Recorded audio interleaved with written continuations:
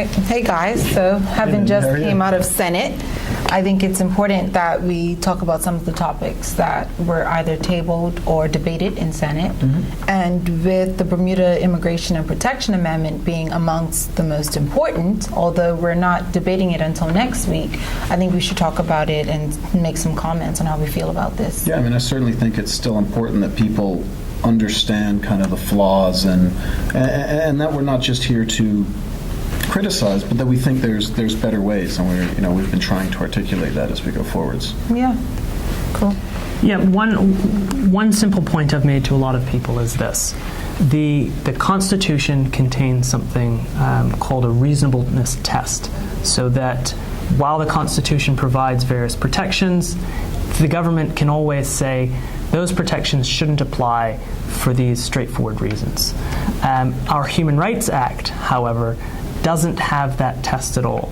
So the Human Rights Act is an anti-discrimination piece of legislation, but without that reasonableness test, you can get into some weird situations. So the concerns that the minister has raised about immigration and the immigration department not having control could all be mitigated by adding that test to the Human Rights Act and then basically asking the department to go to the courts and make their case. If their course of action is justified, if it's reasonable, then they'll be able to proceed. Yeah, and it's important to note that one of the women are going to be the ones that are really heavily affected by this.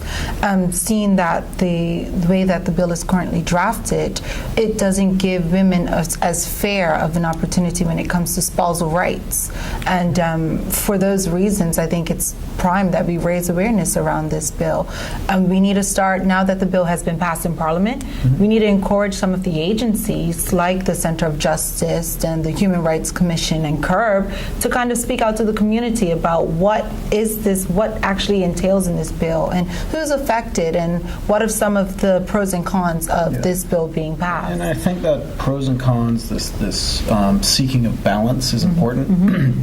We talk about the balance between the legislature and the courts and making the department make their case on a reasonableness basis.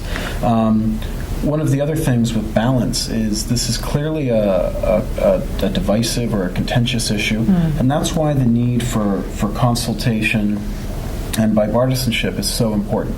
It was important back when the last round of immigration reforms that was set to address children born here or adopted or moved here when they were very young, and trying to iron out some of these clear areas of unfairness in the law. And there was a working group put together that's set to table their recommendations at the end of October. That's like a week away.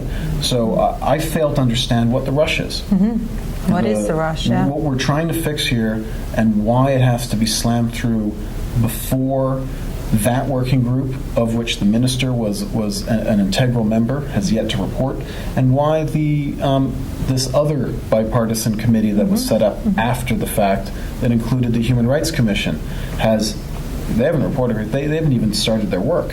So it feels like it's rushed. It's poorly written. There's a better way, and certainly we'd like to hear from kind of those third-party groups as well. So it's not just us trying to raise the alarm on this issue. That's right. It's important that others that are well aware of this issue and some of the issues that this bill raised speak out. Yeah, I guess as a final reminder,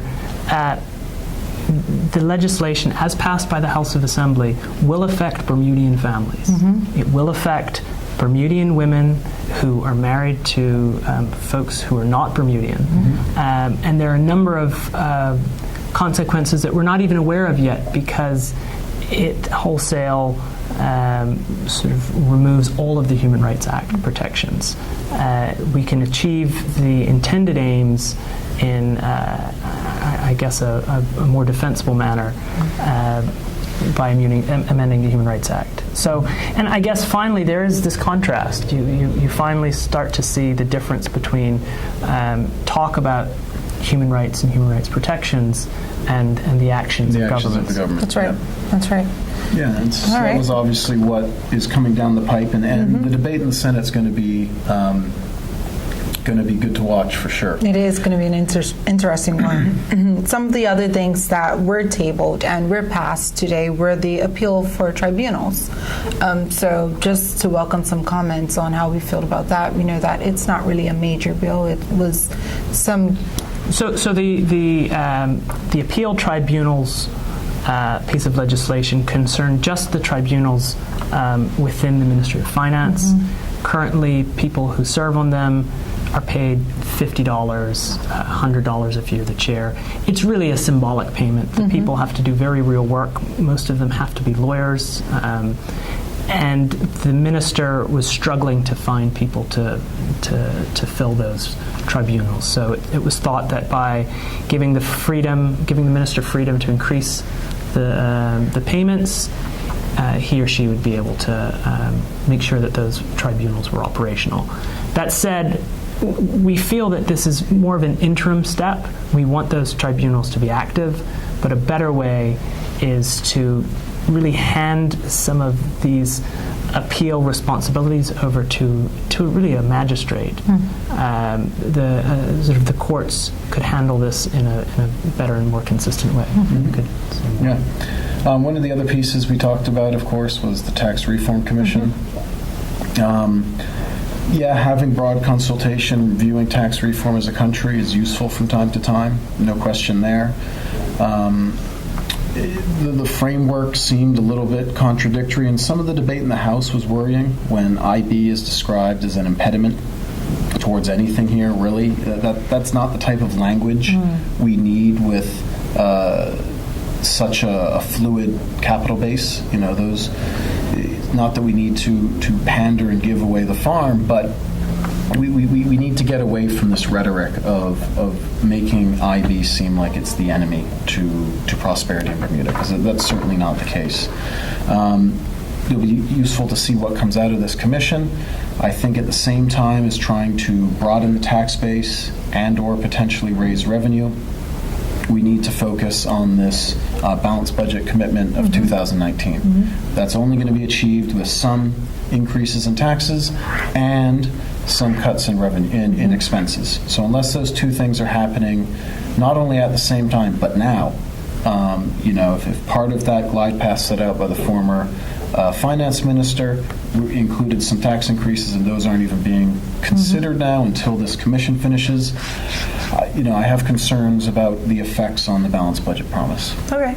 If I may, I will say though, it was encouraging to hear from the spokesman for finance in the Senate, Senator Vance Campbell, that there was a very strong commitment to balancing the budget by 2019.